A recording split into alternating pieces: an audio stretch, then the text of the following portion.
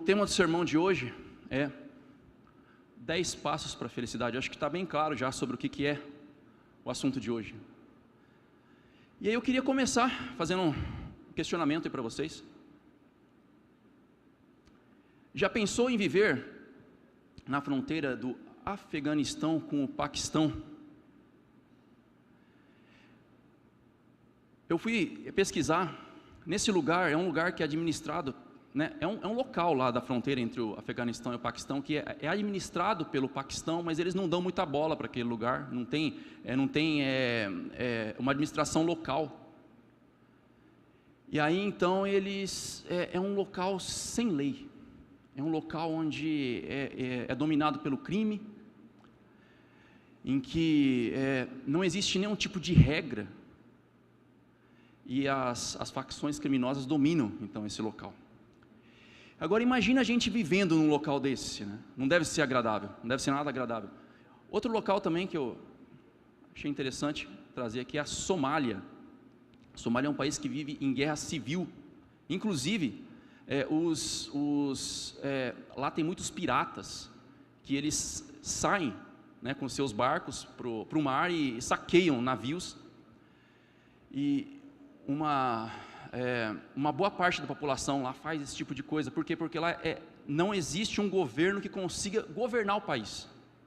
Então não existem leis sendo aplicadas. Existem leis, mas não são aplicadas de fato.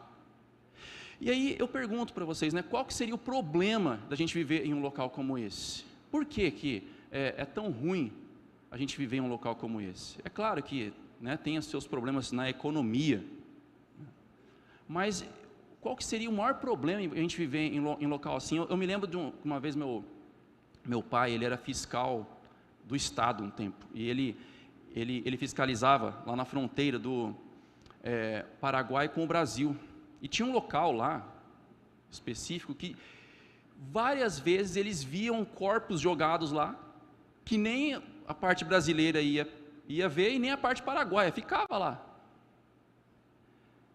E deve dar até medo de ficar num lugar como esse, né? Porque pensa, se acontecer alguma coisa com você, você não tem amparo nenhum. Isso que acontece quando a gente está em um local sem lei.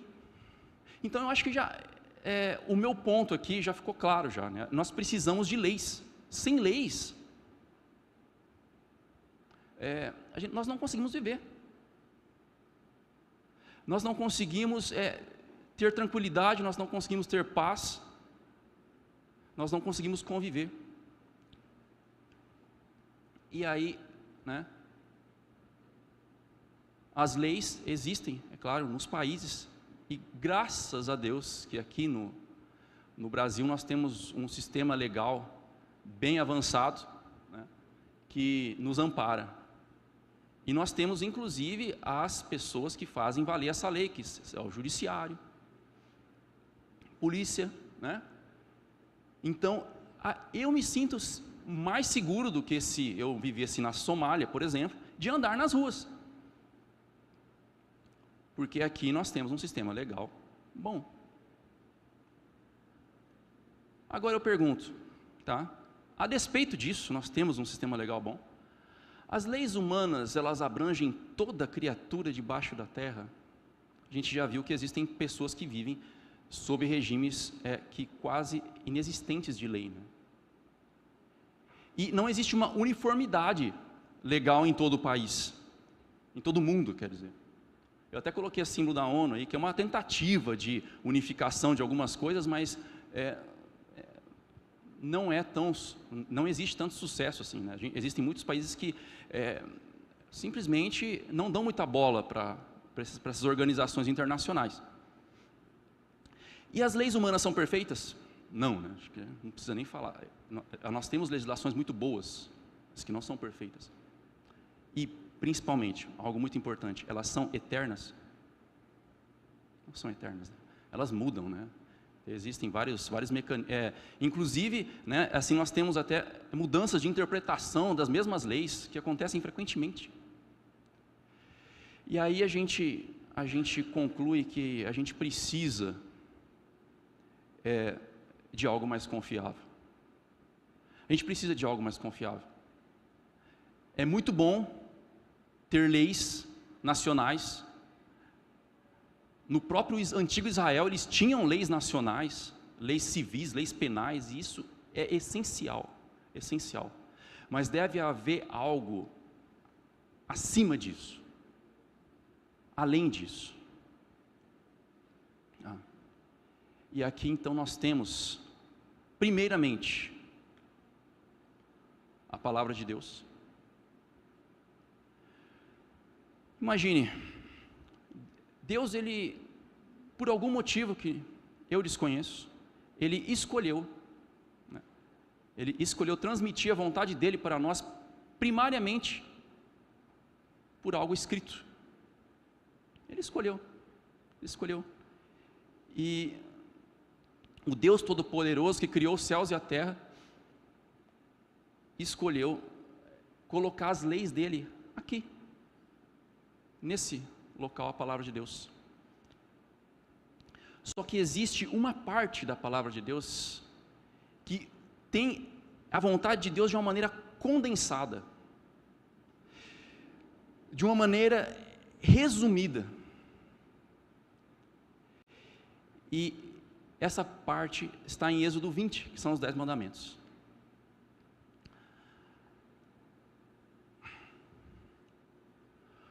Aqui está difícil de ler, tá? Eu vou ler para vocês. Os 10 mandamentos é a única parte da Bíblia que é escrita pelo dedo de Deus. E você já ouviu aquela frase que se você quer fazer bem feito, faça você mesmo? E é justamente isso que Deus fez, sabe? Não que as outras partes da Bíblia não sejam bem feitas, né? Não me entenda mal. Mas as outras partes da Bíblia estão sujeitas ao profeta.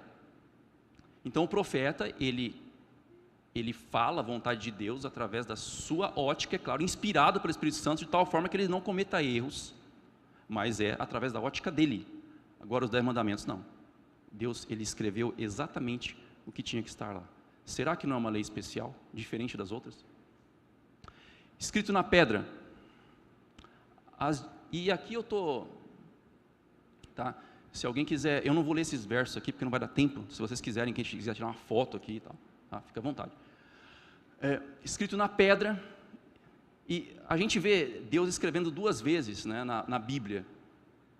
Uma vez é na areia, interessante, né? Jesus, quando aquelas pessoas cercam aquela mulher, que eles queriam jogar uma pedra, queria matar aquela mulher a pedradas, e aí Jesus então começa a escrever na areia. E aí Jesus então, ele estava naquele momento escrevendo os pecados daquelas pessoas. Isso quem fala é Ellen White, tá? Ellen White é uma das fundadoras da nossa igreja, ela recebeu muitas visões de Deus, que Jesus estava escrevendo os pecados das pessoas, mas é interessante, né? Que ele estava escrevendo isso na areia, a areia que é algo que o vento leva, acabou, não está mais escrito lá. E isso serve de lição para nós, que os nossos pecados, nós podemos nos arrepender deles, pedir perdão, e então o vento ou o Espírito Santo leva. Embora agora os 10 mandamentos não, eles foram escritos na pedra, e a pedra, ela representa perenidade, tanto que Deus é chamado de a rocha, Jesus é chamado de a pedra de esquina. Os 10 mandamentos foram proferidos por Deus. Deus falou do alto do monte Sinai, em meio a trombetas e trovões. Os 10 mandamentos foram colocados dentro da arca, enquanto as demais leis foram colocadas ao lado da arca. E, em Apocalipse 11:19, nós vemos lá, João fala de a arca da aliança sendo vista lá no céu, no santuário de Deus. A gente não sabe, tá? Isso daí, a gente não sabe se é a arca que João viu, é a mesma arca lá que estava lá, né, com Moisés. Tal. Talvez seja a arca daqui seja uma réplica da arca de lá. Uma réplica, eu não diria uma réplica, mas ela foi construída de acordo com o modelo do céu. Mas de qualquer forma, dentro da arca da aliança daqui, o que tinha? Os 10 mandamentos. E quando você tem lá, né, tanto o jovem rico, não sei quem conhece aqui a história do jovem rico, mas ele é um rapaz rico que chega para Jesus perguntando, como é que eu faço, né, para adquirir a salvação? E ele fala, guarda os mandamentos. O jovem pergunta, quais mandamentos? Ele começa a falar os 10 mandamentos. Interessante, né? Jesus, se você fosse perguntar para Jesus hoje, quais são os mandamentos, o que ele falaria? Exatamente a mesma coisa que ele falou para o jovem rico, os 10 mandamentos, foi isso que ele citou. A gente vê depois, como a gente vai ver daqui a pouco, em Romanos 13 também Paulo cita os 10 mandamentos, como sendo os mandamentos de Deus. Então, assim, eu acho que assim, eu queria passar isso daí para vocês, para mostrar a importância dos 10 mandamentos em relação às demais partes da Bíblia, vamos dizer assim. Porque os 10 mandamentos, eles é algo especial realmente. É uma lei especial porque ela condensa as demais partes da Bíblia. E aí, também é algo que eu preciso de falar aqui com vocês, tá? É importante isso, tá? Nós somos salvos pela lei, e isso daí é algo que a gente repete aqui muitas vezes, né? Somos salvos pela graça, nós não somos salvos pela lei. Agora eu queria ler um texto com vocês, tá? Efésios 2, 8 a 10, e se vocês não se importam, eu vou abrir minha Bíblia aqui, tá? E eu vou fazer outra oração. Eu sei que nós já oramos algumas vezes aqui, mas eu gostaria de fazer mais uma oração. Eu gosto de orar antes de abrir a palavra de Deus. Amado Pai, nós agradecemos, Senhor, pela oportunidade agora de abrir a sua palavra. Obrigado porque a sua palavra, ela é viva, eficaz, mais cortante do que qualquer espada de 2 gumes, e ela pode transformar a nossa vida, e pedimos que faça isso agora nesse momento, Senhor. Ao lermos a sua palavra, que ela venha transformar a nossa vida, venha nos acrescentar mais do seu Espírito, mais da sua presença em nós agora nesse momento, que a sua presença seja sentida, que a sua presença seja vista, que nós possamos ter a certeza, Senhor, que tivemos um encontro com o Senhor quando sairmos desse local. Pedimos em nome de Jesus, amém. Efésios 2, 8 a 10, vamos lá. Eu estou abrindo minha Bíblia aqui, tá? Para dar tempo de vocês abrirem a de vocês. Então aqui, começando. Porque pela graça sois salvos, mediante a fé, e isso não vem de vós, é dom de Deus. Então acho que está bem claro aqui, né? Está bem claro que nós somos salvos pela graça. Unicamente pela graça. A graça é simplesmente algo que Jesus fez por mim, por você, que nós não merecemos e que Ele quis fazer porque Ele quis. Ponto. Ele é soberano e Ele quis nos dar a salvação. Ponto final. Ele nos ama e Ele quis salvar a gente. Ponto. Isso é graça. Nós não merecemos. Não de obras, para que ninguém se glorie. Então, aqui é bem claro. A salvação não é pelas obras. Não é pelas obras. Porém, verso 10, somos feitura dele, criados em Cristo, para boas obras, as quais Deus de antemão preparou para que andássemos nelas. E aí, vai aí uma pergunta retórica para vocês. Quando nós somos alcançados pela graça, nós continuamos da mesma forma que nós estávamos? Não, né?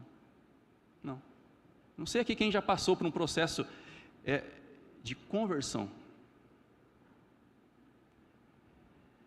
Você está andando num sentido na sua vida, de repente você tem um encontro com Jesus e parece que você começa a enxergar tudo diferente. Antes você tinha um sonho, você passa a ter outro sonho. E antes você, né, eu falava muito, né, que eu sou mais que eu faço o que eu quero. E um dia que eu tive um encontro com Jesus, com a Bíblia, com a palavra dele, você passa já a não fazer mais o que você quer. Você começa a considerar a vontade de Deus. E é impossível você receber a graça de Cristo, você receber a graça de Deus e não acontecer isso com você. E aí você então justificado pela fé, porque você passa a viver pela fé, como fala 3 vezes na palavra de Deus, na Bíblia, que o justo viverá pela fé. Então você não vive mais pelo o que você sente, o que você pensa, você vive pela vontade de Deus. E aí Deus fala aqui que Ele nos preparou para as boas obras, para que a gente ande nas boas obras. O que são essas boas obras? É justamente os 10 mandamentos, e toda a Bíblia, com certeza, mas o resumo dessas obras são os 10 mandamentos. Então, a lei de Deus, ela é um novo mindset, tá? Eu vou usar a palavra do momento agora, tá? Um novo mindset, colocado em sua mente pela graça. A diferença entre a pessoa que está andando na graça e a pessoa que não está andando na graça, na pessoa não salva e a pessoa salva, tá? É que a pessoa que foi alcançada pela graça, ela tem um novo mindset. Ou seja, antes o que mandava era o próprio eu, hoje é Deus. Não sei se alguém já ouviu aquela música lá, que fala, parece o mesmo céu, parece o mesmo sol, são as mesmas ruas, apenas eu não sou eu mesmo, né? E como turista posso caminhar, descobrindo coisas novas ao andar. É uma música linda, que eu acho, muito linda mesmo. Mas é aquela pessoa que foi transformada pelo Espírito Santo, e parece que esse banco aqui, ele está diferente, é o mesmo banco, mas ele é outro banco, porque o seu olhar mudou. Hoje você é uma nova criatura, entende? E é justamente isso que é você viver a lei de Deus. Você não guarda a lei para se salvar, você guarda a lei porque você foi transformado, porque Cristo habita em você, e Cristo, o caráter dele é a lei dele. Então é impossível você não andar nos 10 mandamentos. Eu não estou falando aqui de perfeccionismo, tá? Mas é o mindset. Antes o seu mindset era, não sei, vou usar um exemplo aqui, eu quero ficar rico, eu quero ser famoso, não sei. Hoje o seu mindset é outro, eu quero fazer a vontade de Deus. Você peca ainda, mas o pecado, ele é uma exceção na sua vida e não a regra. O pecado é algo que te entristece, não é algo que te alegra. Antes de conhecer Cristo, a gente peca feliz, e vai dar um abraço ainda, vai para a torcida ainda feliz, depois de pecar. Eu peco hoje, eu peco todo dia, mas o pecado sempre me entristece, porque o que me deixa feliz é fazer a vontade de Deus.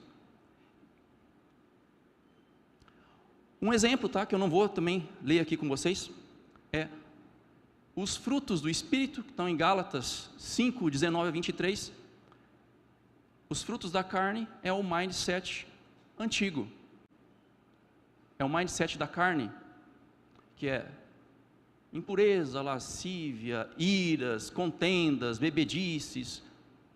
Agora, o mindset da pessoa salva é outro, paz, longanimidade, amor. Você consegue entender a diferença, né?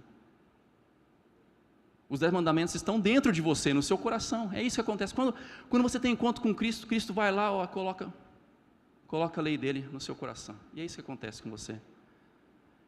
E eu posso ter certeza, eu digo com certeza absoluta, não tem dúvida nenhuma. Hoje eu sou 1 milhão de vezes, 1 bilhão de vezes mais feliz do que eu era antes.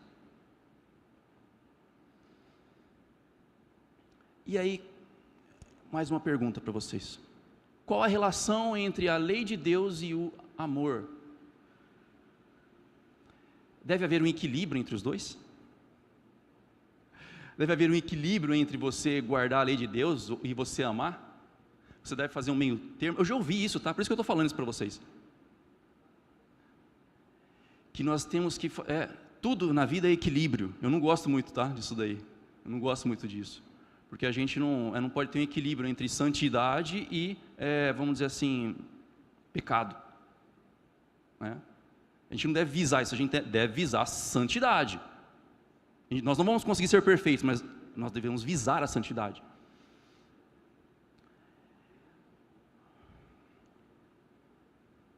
Então eu vou ler para vocês aqui, vamos para Romanos 13, tá? Para responder essa pergunta que eu fiz. Deve haver um equilíbrio entre a lei de Deus e o amor? Romanos 13, 8 a 10. A ninguém fiqueis devendo coisa alguma, exceto o amor com que vos ameis uns aos outros, pois quem ama o próximo tem cumprido a lei. Pois isto, não adulterarás, não matarás, não furtarás, não cobiçarás, e se há qualquer outro mandamento, tudo nessas palavras se resume: amarás o teu próximo como a ti mesmo. O amor não pratica o mal contra o próximo, de sorte que o cumprimento da lei é o amor. Acho que já ficou claro também aqui, né? Que na verdade você cumprir a lei é o amor. O amor é algo que você vive sozinho. Eu me amo. É assim? O amor é justamente, ele só existe se existe mais de uma pessoa. Deus é amor, e para isso ele tem que ser três, certo? E da mesma forma, o amor é algo que faz com que o relacionamento entre as pessoas, o relacionamento entre as pessoas e Deus, seja algo que vale a pena ser vivido. E se você pega os 10 mandamentos, todos eles falam de relacionamento. Os 4 primeiros, relacionamento entre nós e Deus. O restante entre nós e nossos semelhantes. Então, quando alguém fala que existe uma tensão entre a lei de Deus e o amor, isso não existe, tá? Não existe. A lei de Deus e o amor são a mesma coisa. Inclusive, Jesus, ele fala, né, do primeiro grande mandamento, que é amar a Deus acima de todas as coisas, e o segundo grande mandamento, que é o próximo como a ti mesmo. É justamente o resumo dos 10 mandamentos, né? Amar a Deus acima de todas as coisas, os 4 primeiros mandamentos. Amar o próximo como a ti mesmo, os 6 últimos mandamentos. Tá? Então, a lei de Deus e o amor são a mesma coisa. E quando você vê lá em 1 João 4, 18 ou 19, se eu não me engano, que Deus é amor, aí você chega à conclusão de que os 10 mandamentos são o caráter de Deus. Deus é amor. Isso quer dizer, primariamente, que Ele quer se relacionar com você. E Ele vai se relacionar com você de uma maneira perfeita. Porque a lei dele é perfeita. Aí eu vou passar com vocês aqui, tá?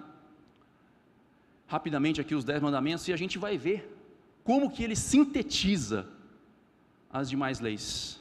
E aqui você pode concordar com algumas coisas que eu vou falar, ou você pode discordar, mas essas conclusões eu cheguei depois de ler várias coisas, tá?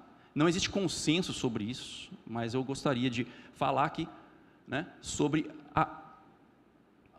para onde remete cada mandamento que vai na essência do caráter de Deus. Tá?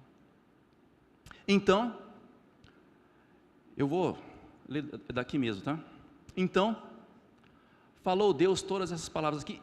Êxodo 20, tá? Se você quiser abrir sua Bíblia, Êxodo 20.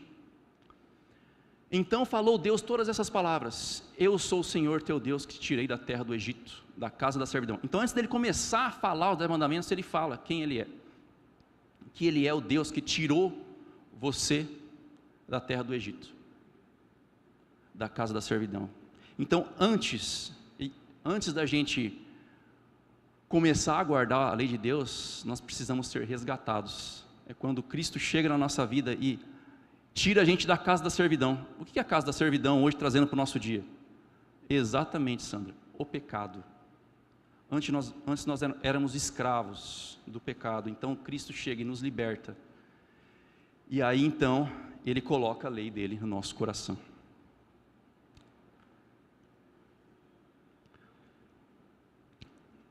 Êxodo 20, verso 3: não terá outros deuses diante de mim. Adoração e obediência. O que esse mandamento remete a quê? A adoração e obediência. O que significa você ter outros deuses diante dele? É você ter algo que seja mais importante do que Deus na sua vida.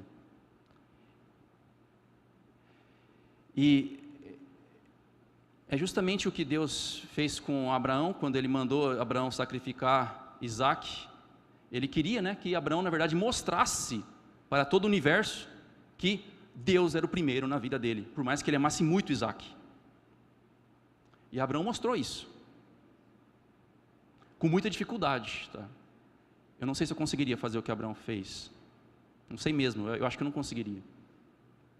Mas, então o primeiro mandamento, sem ele não existem os próximos, porque sem adoração e obediência, né, qual é a única coisa que você só deve fazer a Deus?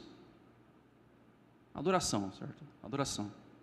Obediência, às vezes a gente obedece nossos pais, porém adoração é somente a Deus. E obediência suprema, vamos dizer assim, a Deus. Se houver um conflito entre o que a lei do seu país diz, o que seus pais dizem, é a Deus, primeiramente. Segundo mandamento: não farás para ti imagem de escultura, nem semelhança alguma do que há em cima nos céus, nem embaixo da terra, nem nas águas debaixo da terra. Não as adorarás, nem lhes darás culto, porque eu sou o Senhor, teu Deus, Deus zeloso, que visito a iniquidade dos pais nos filhos até a 3ª e 4ª geração daqueles que me aborrecem, e faço misericórdia até 1000 gerações daqueles que me amam e guardam os meus mandamentos. Do que ele está falando aqui, quando ele fala de se prostrar? Você não deve fazer imagem de escultura, e você não deve adorar essas imagens. Qual o princípio por trás disso tudo? Tá? Aqui, eu creio, tá, que ele está falando de culto. E aí você pensa, não, mas culto é um detalhe só. Não, o culto, ele é muito importante. Quando a gente se reúne aqui nesse momento, nós estamos adorando a Deus. Lá no céu os anjos adoram a Deus, fala dos anjos falando santo, santo, santo, e se prostrando diante de Deus. É algo que a gente vai fazer no céu. E quando os pagãos faziam isso de maneira errada, com ídolos, o pecado era muito grave, né? Deus geralmente punia de maneira muito severa a idolatria. E aqui está remetendo-se à idolatria, que o culto, ele deve ser o culto correto. Agora, como que é, como que não é, isso daí deixa para outros pregadores aí entrarem no assunto, mas nós temos que prestar atenção da maneira como nós estamos cultuando Deus na nossa vida. Terceiro mandamento: não tomarás o nome do Senhor Deus, teu Deus, em vão, porque o Senhor não terá por inocente o que tomar o seu nome em vão. Terceiro mandamento remete a quê? Reverência, respeito, temor. E quando a gente fala de temor, não é aquela coisa de você ficar, né? Se eu pisar aqui, Deus vai ficar bravo comigo, não posso. Não é isso. Não é isso, mas é nós devemos ter um relacionamento com Deus, assim como Cristo fala, né? Abba, Pai, Papai querido. Sim, Ele é o nosso Deus querido, mas Ele é o Deus Todo-Poderoso também. Nós precisamos respeitá-lo dessa forma. E eu já vi muitas pessoas, tá, que falam de Deus como se fosse uma pessoa igual, tratam Deus com muita descaso, vamos dizer assim, falta de respeito. E Deus deve ser respeitado. No aspecto bíblico, sim, Ele deve ser temido. Temido quer dizer o quê? Você ter o senso da presença de Deus em sua vida, e você saber que Deus está com você em tudo que você está fazendo, e você saber que você deve honrar Ele em cada passo que você dá. Quarto mandamento, tá? Lembra-te do dia de sábado para o santificar. 6 dias trabalharás e farás toda a sua obra, mas o 7º dia é o sábado do Senhor teu Deus, não farás nenhum trabalho. E aqui ele fala então, né, que o forasteiro não deve trabalhar, o animal não deve trabalhar. O que está por trás do quarto mandamento? Ele é algo que as pessoas... Adoração também, sim, com certeza, adoração. Mas tem algo especial que eu queria pontuar aqui. Graça. O sábado, ele foi criado para comemorar a criação. O fato de você estar aqui hoje, qual a participação que você tem nisso? De você ter sido criado.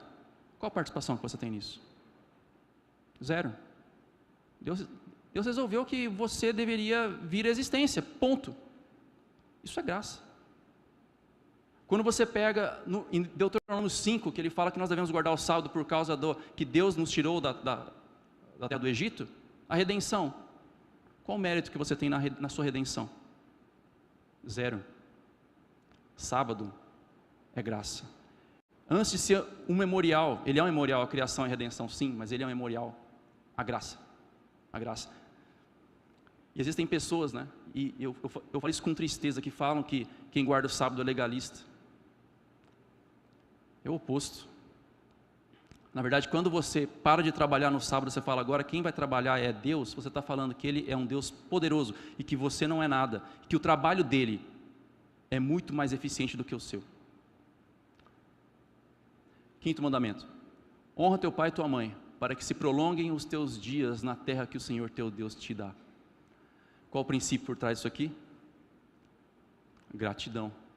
Será que existem pessoas aqui na terra a quem você deve mais gratidão do que os seus pais? Se você está pensando numa pessoa diferente dos seus pais, talvez você tenha tido um relacionamento muito ruim com os seus pais. Mas mesmo essas pessoas, eu acredito que elas devem ser muito gratas aos pais. Hoje que eu sou pai, eu sei do que você precisa abrir mão para você criar um filho. E hoje eu valorizo muito mais o que minha mãe fez por mim. Muito mais. Que o meu pai também. Gratidão. Sexto mandamento: não matarás. Vida. Perceba que os mandamentos, em Êxodo 20, eles têm, a maioria deles tem um aspecto negativo, ou seja, não faça tal coisa. Mas eu estou mostrando para vocês aqui o aspecto positivo. É a mesma lei, só que agora vista de uma maneira diferente. Mas é exatamente a mesma lei. Tá? Então, vida. E Jesus fala isso, né?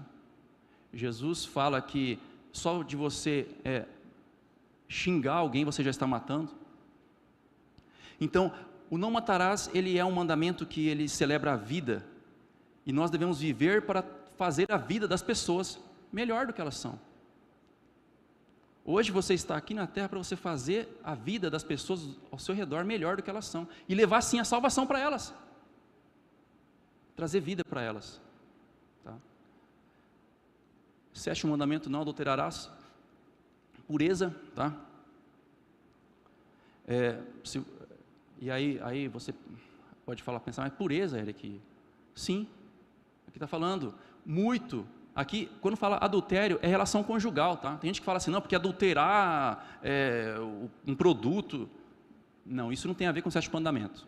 É pureza mesmo. E se você vê quantos das pessoas da Bíblia caíram porque não obedeceram esse sétimo mandamento, ele é importante. Qual que é a maior decisão na vida de uma pessoa depois do batismo? Casamento.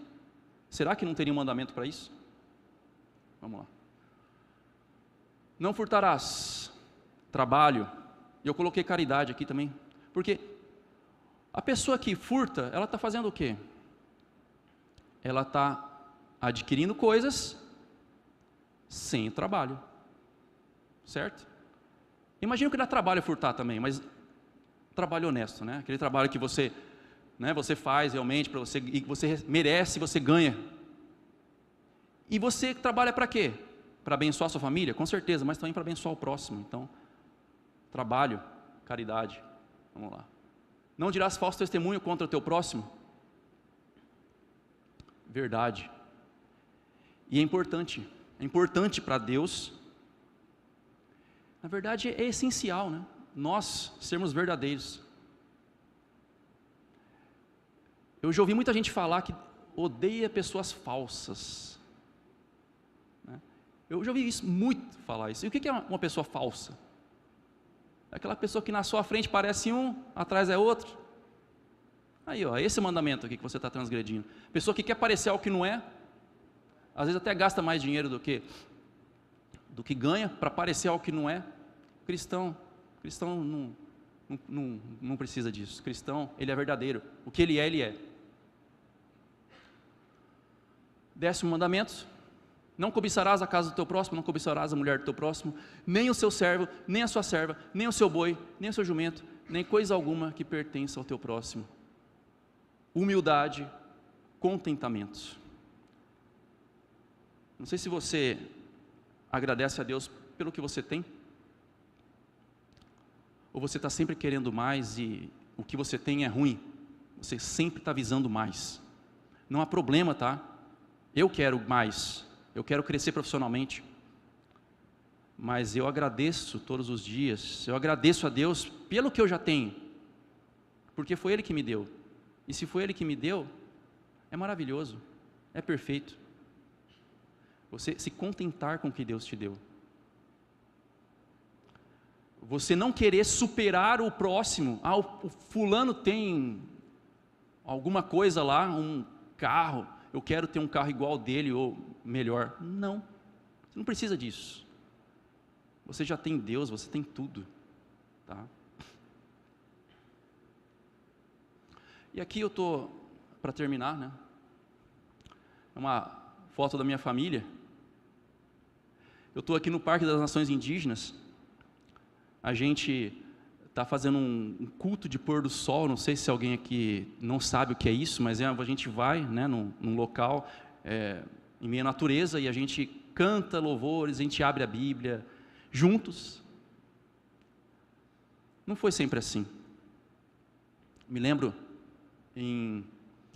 lá quando eu era adolescente ainda, que eu escolhi fazer faculdade de informática. Na época era informática, hoje é tecnologia da informação, né? Mudou. Mas eu fazia faculdade de informática. Por quê? Porque existia o Bill Gates, né? Existia a Microsoft. Bill Gates era o homem mais rico do mundo. Hoje não é, hoje é outro também, é do setor de tecnologia. Eu falei, cara, eu quero ser muito rico. E era o meu grande objetivo, né? Eu me esforçava para aprender as coisas, e eu queria muito ser rico, e eu buscava isso. E então, uma tia falou para mim, Eric, faz informática porque é a profissão do futuro, você vai ser muito rico. Então, beleza, eu sempre buscando isso e tal. Aí eu fiz, né, a faculdade de informática, eu não vou falar aqui quais são os órgãos envolvidos nas empresas. Eu comecei a trabalhar numa grande empresa aí, como estagiário, trabalhando com informática. E aí foi chegando no fim do meu estágio, aí os caras gostaram do meu trabalho, graças a Deus, né? Eles gostaram, e eles vieram me fazer uma proposta. Eric, faz o seguinte, para você continuar aqui, vamos montar uma empresa, e aí a gente coloca você lá dentro. Era algo público, né? E a gente vai fazer uma licitação com empresas laranjas, e a empresa de você vai ganhar, e você vai entrar lá. E falei, cara, agora que eu vou ficar rico. Eu já me imaginei o Bill Gates já, né? Ia fazer um contrato na época, era R$5.000, eu trouxe pelo IPCA para o dia de hoje, seria R$13.000 hoje, e iniciar a minha empresa com um contrato com R$13.000 por mês. Cara, que maravilha. E claro, eu falei, é para já, aceitei. E era eu, um sócio, a gente começou. A gente tinha que pagar lá uma porcentagem, 10% para o cara que viabilizou para a gente, né? Então Só que nesse mesmo tempo eu conheci a palavra de Deus, e eu já estava como sócio da empresa, eu estava participando daquela situação, e meu sonho estava se realizando. Eu vi a sede da empresa, era muito bonito, tinha uma piscina na sede da empresa, pensa. Eu já imaginei as festas, o churrasco, a gente fez churrasco naquela piscina. Mas eu comecei a conhecer a palavra de Deus, eu comecei a perceber que não era essa a vontade de Deus para a minha vida. Eu comecei a pedir um sinal. Senhor, me dá um sinal, me dá um sinal, me dá um sinal, me dá um sinal, por favor, me mostre, se é isso que eu tenho que fazer mesmo. E aí eu não conhecia nada da Bíblia, eu estava começando, eu estava lendo João, eu não sabia mais nada sobre a Bíblia. E veio algo na minha mente, Eclesiastes 5:12. Cara, eu não sei nem o que é Eclesiastes, né? Nem se existe isso, e eu fui lá ler, tá? Eu vou abrir, se vocês quiserem abrir. Eu pedindo a resposta, falando agora que eu vou ficar rico, finalmente, estou com dificuldade de achar aqui, vamos lá,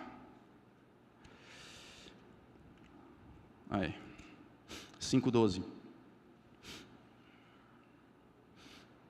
doce é o sono do trabalhador, quer coma pouco, quer muito, mas a fartura do rico não deixa dormir. Coincidência, né? Vocês acham que foi coincidência isso?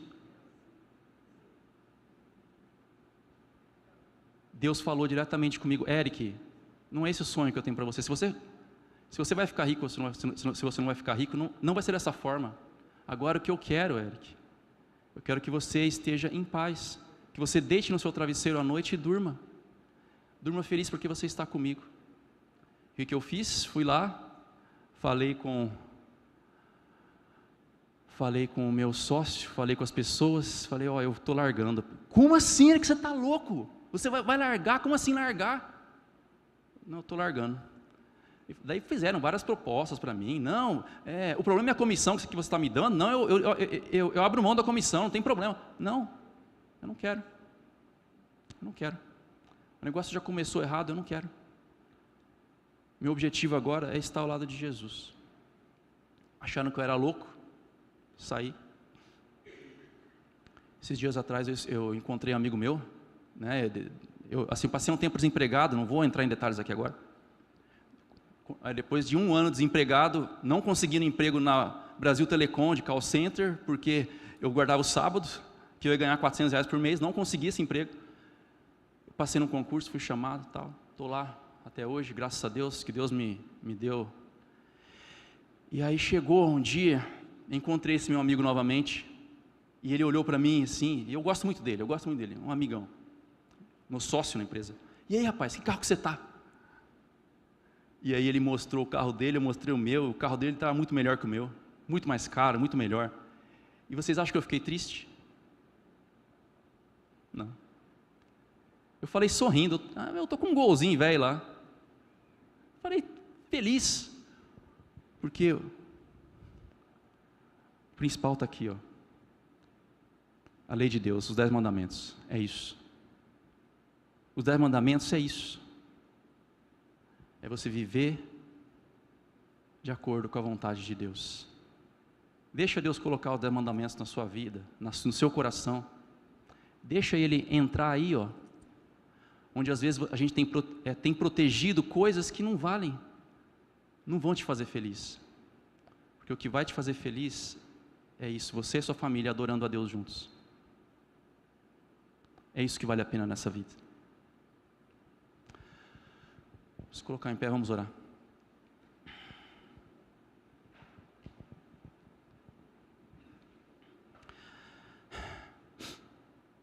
Querido amado Deus, nosso Pai, obrigado pela oportunidade, Senhor. Oportunidade de estarmos aqui na sua casa de oração, para buscar o Senhor, para adorar o Senhor. Obrigado porque a sua lei é perfeita, a sua lei é maravilhosa, a sua lei é o amor. Pedimos, Senhor, se existem pessoas aqui nesse momento que estão em dúvida, se existem pessoas que estão através da internet em dúvida se vão ou não entregar o coração ao Senhor, transforme a vida dessa pessoa nesse momento. Mostre para ela que vale a pena andar ao seu lado, que nada nesse mundo se compara à felicidade que guardar a sua lei vai trazer.